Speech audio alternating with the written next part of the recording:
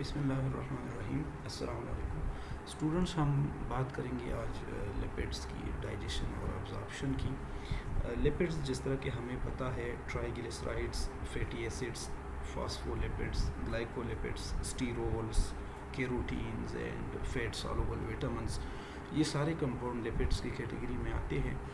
और इसकी हम बात करेंगे कि ये डाइजेस्ट बॉडी कैसी करती है और फिर ये एब्जॉर्ब कैसे होते हैं। There is considerable variation in the daily consumption of lipids, which mostly depends on the economic status of and dietary habits. Economic status पे depend करता है और dietary habits पे। You know कि economic status से related आप लोग देखते हो ना कि जो लोग इकोनॉमिकली जो जिन एरियाज़ जो अच्छे हैं वो ज़्यादा लिपिड कंजम्पशन करते हैं, ज़्यादा एनिमल बीफ और मटन और इस तरह की सोर्सेज से वो उनका डाइट होता है। और जो इकोनॉमिकली पुअर होते हैं तो कम यूज़ करते हैं। The intake of lipids is much less in poorer section of the society, particularly in the less developed countries. In the developed countries, an adult ingests about 60 to 150 gram of lipids per day. Of this, more than 90% is fat in the form of triacylglycerol. The rest of the dietary lipid is made of phospholipids, cholesterol, cholesterol ester, and free fatty acids. बहरहाल जिस तरह मैंने बात की है कि lipids का जब हम कहते हैं तो लिपिड से हमारा मतलब यही होता है कि इसमें triglycerols, fatty acid, phospholipids, glycolipids etcetera ये सारी चीज़ें आ जाती हैं। लेकिन अगेन उसमें से सबसे ज़्यादा फिर कंपोनेंट ट्राइएसाइलग्लिसरॉल के फॉर्म में होता है। लिपिड्स आर इनसॉल्युबल और sparingly soluble in aqueous solution. इसका ऑलरेडी हमें पता है कि they are relatively insoluble in water, so the digestive enzymes however are present in aqueous medium. अब ये एक सूरत हाल है कि डाइजेस्टिव एंजाइम एक्वस मीडियम में प्रेजेंट होते हैं और लिपिड्स एक्वस मीडियम में स्पेरिंगली सॉल्युबल होते हैं। तो ये एक यहाँ पे क्या है प्रॉब्लम है। This poses certain problems for the digestion and absorption of lipids. Fortunately, the digestive tract possesses specialized machinery to increase the surface area of the lipids for digestion and to solubilize the digested products for absorption.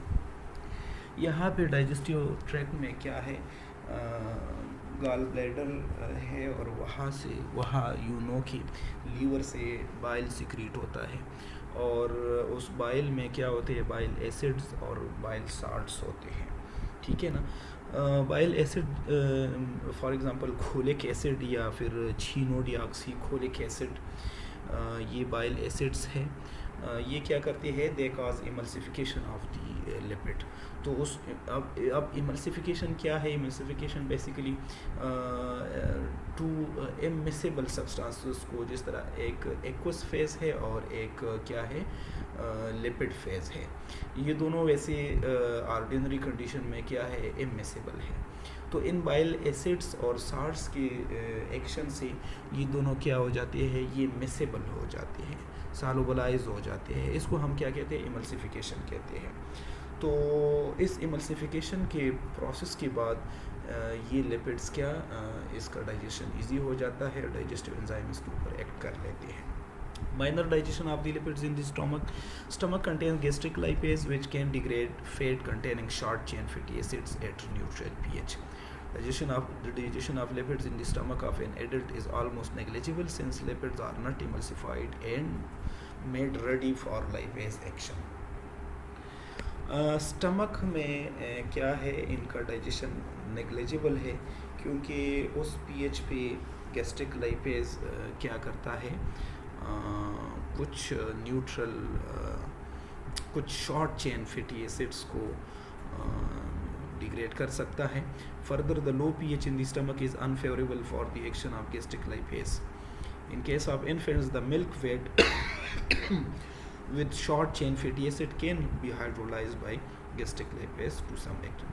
Short chain fatty acid जिस तरह 4 से 6 carbon पर मुश्तमिल जो fatty acid होते हैं gastric lipase उनके ऊपर कुछ एक्ट कर लेता है, लेकिन मीडियम चेन जिस तरह 6 से 12 कार्बन वाले या 12 से ज़्यादा कार्बन वाले जो फैटी एसिड है उनकी डाइजेशन कंसिडरेबल नहीं होती। इसके अलावा गैस्ट्रिक लाइपेज के अलावा there is another lipase called lingual lipase secreted by the Ebner glands in the tongue. Mouth में ये सीक्रेट होता है ये lingual lipase by the Ebner glands. तो अगेन कि इसका भी कुछ रोल बहुत ही कम है लिपिड के डाइजेशन में। In humans lingual lipase makes little और no contribution to the preduodenal lipase activity. The pancreas secretes a 50 kilodalton lipase and a 10 kilodalton co-lipase.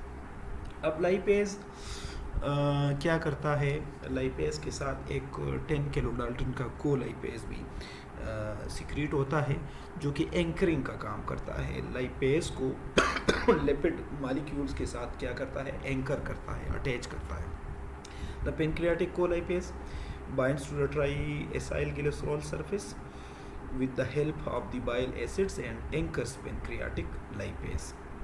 Bile acids ने क्या कर दिया कि इसने इमल्सिफिकेशन कर दी, इसने मिसेबल बना दिया उस लिपिड के ड्रॉपलेट को, ठीक है ना।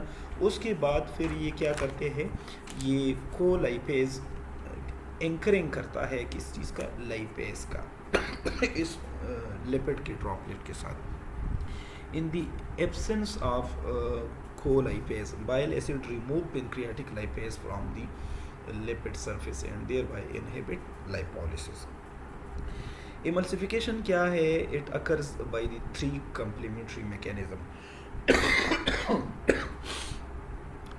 Detergent action of the bile salts. Bile salts आप लोगों को मैंने बताया कि बाइल एसिड्स है, खोलिक एसिड है, डिऑक्सीखोलिक एसिड है, चीनोडिऑक्सीखोलिक एसिड है। तो ये बाइल साल्ट्स सॉरी ये बाइल साल्ट्स क्या करते हैं कि ये बाज़ों का कंजुगेट्स बनाते हैं किसके साथ, अमीनो एसिड्स के साथ, टॉरिन के साथ या ग्लाइसिन के साथ। तो जब ये कंजुगेट्स बनाते हैं उन अमीनो एसिड्स के साथ तो they are called bile salts. For example taurochenodeoxycholic acid ये कंजुगेशन के बाद रिजल्ट कर जाता है या ग्लाइकोचिनोडिऑक्सीखोलिक एसिड ग्लाइसिन के साथ अगर इसकी कंजुगेशन हो जाती है तो ये क्या बाइल साल्ट्स बन जाती है। तो बाइल साल्ट्स क्या, they act as detergents sorry they act as detergents. इसके अलावा surfactant action of the degraded lipids, ये आप लोगों को अगर याद हो फास्फोलाइपेजेस मैंने बताया था सॉरी कि फास्फोलाइपेजेस क्या 2-3 तरह के काम करते हैं। एक तो डाइजेशन का काम करता है, डाइटरी फास्फोलिपिड्स को डिग्रेड करते हैं। एक वो मेम्ब्रेन रीमॉडलिंग में मैंने आप लोगों को बताया था कि उनका रोल है, ठीक है ना। तो उसके अलावा टॉक्सिक फास्फोलाइपेजेस भी थे, लेकिन वही फास्फोलाइपेजेस जब क्या करते हैं कि इन फास्फोलिपिड्स को लिसिटीन वगैरह को ऊपर जब ऐड करते हैं तो लाइसोलिसिटीन और इस तरह के प्रोडक्ट्स बनते हैं, तो they are detergent in nature. Third क्या है, mechanical mixing due to peristalsis. Mechanical mixing होती है, फोर्सफुल मिक्सिंग होती है पेरिस्टाल्टिक मूवमेंट्स की वजह से इन लिपिड्स का, तो उसकी वजह से इन लिपिड्स की क्या हो जाती है, डिग्रेडेशन हो जाती है।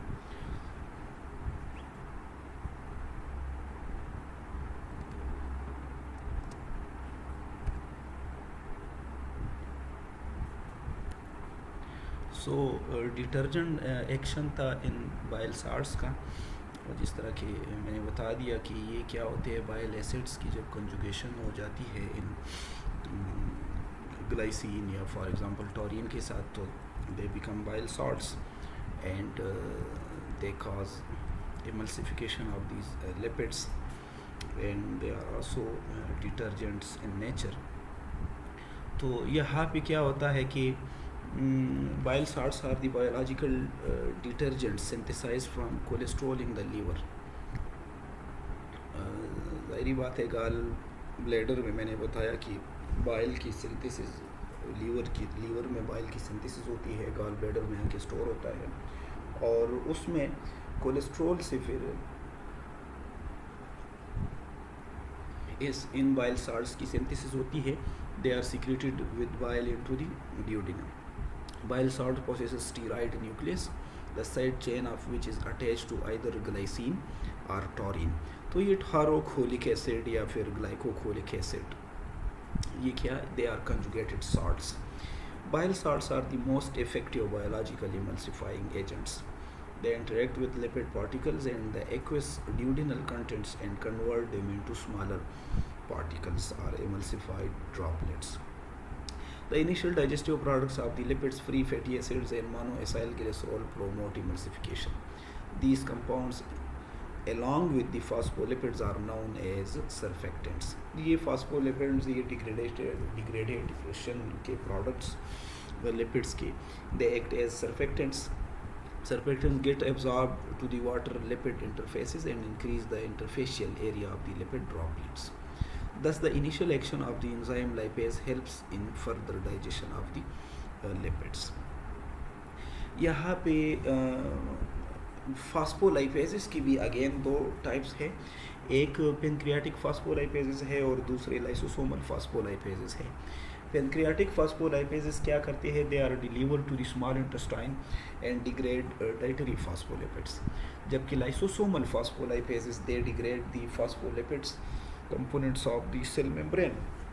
सेल मेम्ब्रेन में जो बेसिकली सेल की रीमॉडलिंग होती है या फिर वहाँ की जो सेकेंडरी मैसेंजर्स की सिंथेसिस है, जिस तरह डाईएसाइल ग्लिसरॉल है या IP3 है, तो उसमें फिर ये लाइसोसोमल फास्फोलाइपेजेस इन्वॉल्व होते हैं. पेनक्रियाटिक लाइपेज क्या करते हैं, these are the major enzyme that digest dietary fats. This enzyme preferentially cleave fatty acids at position 1 and 3 of the triacylglycerol. The products are 2 monoacylglycerol and free fatty acids. The activity of the pancreatic lipase is inhibited by bile acids, which are present along with the enzyme in the small intestine. This problem is overcome by a small protein colipase. तो कोलाइपेज क्या करता है, कोलाइपेज basically ये anchoring करता है, ये help करता है अटैचमेंट ऑफ द लाइपेज किसके साथ, लिपिड ड्रॉपलेट के साथ. It is also secreted by pancreas as procolipase and converted to active form by trypsin. Colipase binds at the lipid aqueous interface and helps to anchor and stabilize the lipase. यहाँ पे ये आप लोग pancreatic lipase की action को देख रहे हो. बेसिकली ये एक हाइड्रोलिटिक क्लीवेज है जो कि ट्राईएसाइल ग्लिसरॉल को 2 मोनोएसाइल ग्लिसरॉल और फ्री फैटी एसिड में कन्वर्ट करता है. तो ये कौन करता है, ये हाइड्रोलिटिक क्लीवेज ये पेनक्रियाटिक लाइपेज परफॉर्म करता है. Degradation of the triacylglycerol. Lipid esterase is a less specific enzyme present in the pancreatic juice. It acts on monoacylglycerol cholesterol esters to liberate free fatty acids. जाहिर बात है, अब जब इसने absorb होना है तो ये फ्री फैटी एसिड के फॉर्म में एब्जॉर्ब होंगे, ठीक है ना. ट्राईएसाइलग्लिसरॉल के फॉर्म में या कम्प्लेक्स डाइटरी लिपिड के फॉर्म में इसकी एब्जॉर्प्शन नहीं होती. The presence of the bile acids is essential for the activity of the lipid storage. यहाँ पे अगेन इसके लिए भी जिस तरह कोलाइपेज और लाइपेज के उसमें के केस में बाइल एसिड्स नेसेसरी थी, यहाँ पे भी बाइल साल्ट्स और एसिड्स की प्रेजेंस नेसेसरी है. Pancreatic cholesterol esterase, cholesterol ester hydrolase, cleaves cholesterol esters to produce cholesterol and free fatty acids. अब यहाँ पे कोलेस्ट्रॉल भी फ्री फॉर्म में नहीं पाया जाता. ज़्यादातर में केसेस में ये कोलेस्ट्रॉल ईस्टर या कोलेस्ट्रॉल ईस्टर के फॉर्म में पाया जाता है, ठीक है ना. तो उसको लिबरेट करने के लिए क्या कोलेस्ट्रॉल ईस्टरेज आ जाता है जो कि कोलेस्ट्रॉल को वहाँ से सेपरेट करता है और फैटी एसिड को रिमूव कर देता है. तो ये फिर कोलेस्ट्रॉल अलग सा इसकी डिग्रेडेशन होती है और फैटी एसिड की डाइजेशन और एब्जॉर्प्शन अलग से होती है. Degradation of the phospholipids. Phospholipases are responsible for the hydrolysis of phospholipids. तो फास्फोलाइपेजेस की मैंने बात की है कि दो तरह के फास्फोलाइपेजेस होते हैं। पेनक्रियाटिक फास्फोलाइपेजेस होते हैं जो कि स्मॉल इंटेस्टाइन में सीक्रेट होते हैं और डाइटरी फास्फोलिपिड को ये डिग्रेड करते हैं। और इसके अलावा लाइसोसोमल फास्फोलाइपेजेस होते हैं जो बेसिकली मेम्ब्रेन फास्फोलिपिड्स के ऊपर एक्ट करते हैं। Pancreatic juice is rich in phospholipase A2 which cleaves the fatty acid at the second position of the phospholipids. The products are a free fatty acid and a lysophospholipid. अब ये अगर excessive amount में ये वाला reaction हो जाए ना तो ये लाइसोफॉस्फोलिपिड्स ये again they are detergent in nature, they have detergent property. Phospholipase A2 is secreted as a zymogen which is activated in the intestine by the action of trypsin. यहाँ पे ओवरऑल ये एक स्केच है overall digestion of lipids है कि mouth से शुरू हो के स्टार्ट हो के स्मॉल इंटेस्टाइन में हमारे पास मानो acyl glycerol, free fatty acid glycerol और फ्री कोलेस्ट्रॉल की फॉर्म में यहाँ पे कन्वर्ट हो जाती है। उसके बाद ये वाले जो फॉर्म है जिस तरह मानो एसाइल ग्लिसरॉल है या फिर फ्री फैटी एसिड है, इसकी अब क्या होगी, एब्जॉर्प्शन होगी इंटेरोसाइट्स में, absorption of lipids. The primary products obtained from the lipid digestion are 2 monoacylglycerol, free fatty acid and free cholesterol. Bile salts form mixed micelle with these lipids. The micelle have a disc-like shape with lipids at the interior and bile salts at the periphery. अब ये वही माइसिली है, ये bile salts के action के results में जब बन जाते हैं, इमल्सिफिकेशन के रिजल्ट्स में ये जब बन जाते हैं, ठीक है ना। क्योंकि बाइल सॉल्ट्स या बाइल एसिड्स इसके ना दो पोर्शन होते हैं। इसका जो हेड होता है वो वहाँ पे स्टीरॉयड न्यूक्लियस होता है और वो हाइड्रोफिलिक होता है, हाइड्रोफोबिक होता है नेचर में, मतलब लिपिड सॉल्युबल होता है, ठीक है ना। और इसका जो टेल होता है उसके ऊपर क्या नेगेटिव चार्ज होता है, तो वो हाइड्रोफिलिक होता है।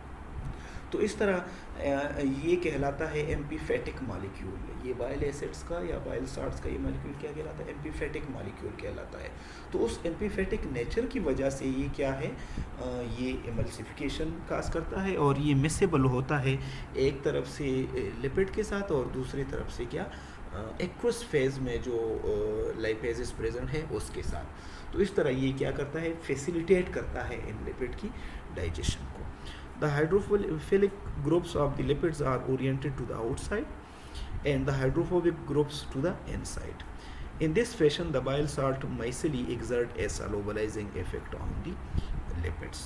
यहाँ पे आप लोग देख रहे हो ये जो इनके हेड्स है, ये हेड्स में स्टीरॉयड न्यूक्लियस होता है, तो ये लिपिड सॉल्युबल होता है। आपको पता है कि स्टीरॉइड्स जितनी भी लिपिड्स हैं दे या स्टीरॉइड्स हैं दे आर लिपिड सॉल्युबल।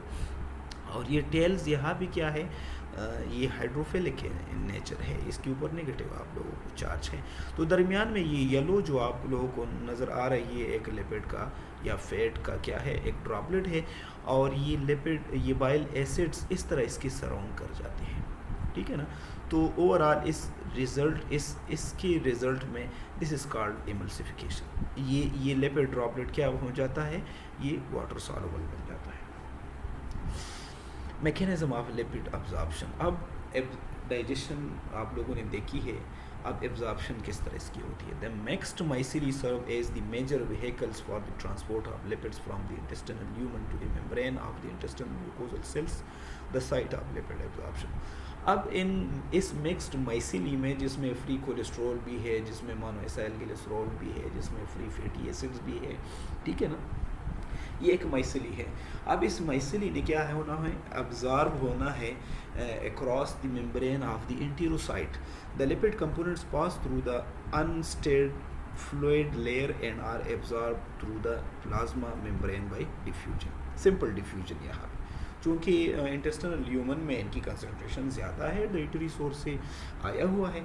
अब इसने सिंपल डिफ्यूजन के थ्रू एब्जॉर्ब होना है in the cytosol of the enterocytes. Absorption is almost complete for monoacylglycerol and free fatty acid which are slightly water soluble. However, for water insoluble lipids the absorption is incomplete. For instance, less than 40% of the dietary cholesterol is absorbed.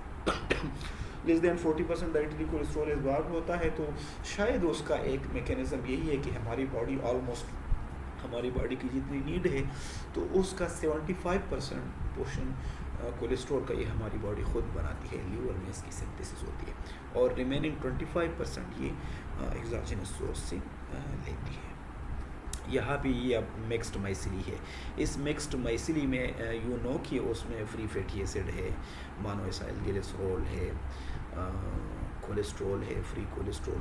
तो यहाँ पे अब ये इस intestinal cell के cytoplasm में simple diffusion के through क्या होगा, इंटर होगा।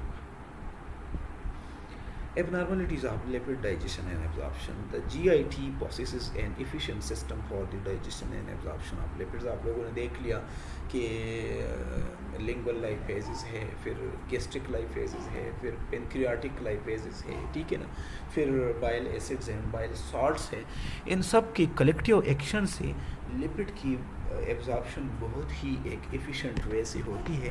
बहरहाल उसके बावजूद भी it can comfortably handles as much as 4 times the normal daily intake of lipids. Anyhow, steatorrhea, it is a condition characterized by the loss of lipids in the feces. Steatorrhea may be due to a defect in the secretion of bile or pancreatic juice to the intestine.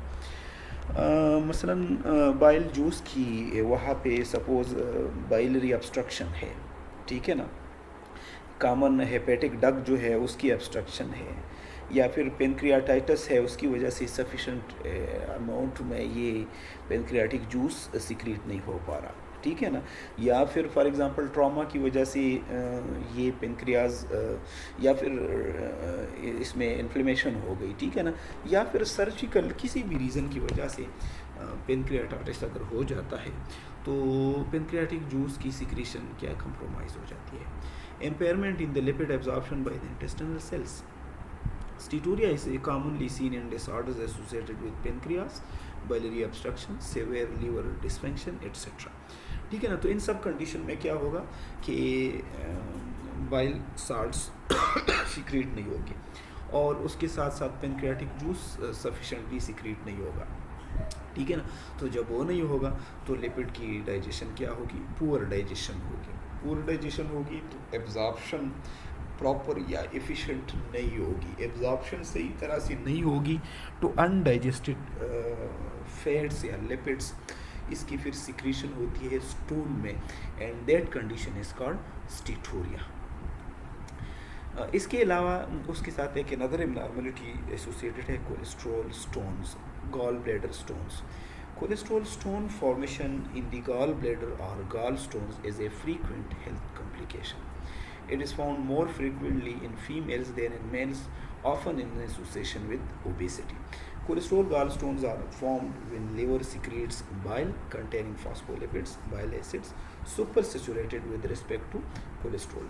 तो ये एक तो associated है poor dietary habits के साथ, ठीक है ना, कि एक्सेसिव अमाउंट्स में फॉर एग्जांपल हम अगर सेचुरेटेड फैट्स ले रहे होते हैं या फिर एनिमल फैट्स एक्सेसिव अमाउंट्स में ले रहे होते हैं, ठीक है ना, उसकी वजह से, या फिर पुअर बॉडी एक्टिविटी की वजह से, लैक ऑफ एक्सरसाइज की वजह से, ठीक है ना, या फिर क्या it is also associated with increase body weight, obesity के साथ ये एसोसिएटेड है। इसके अलावा ये इसका ना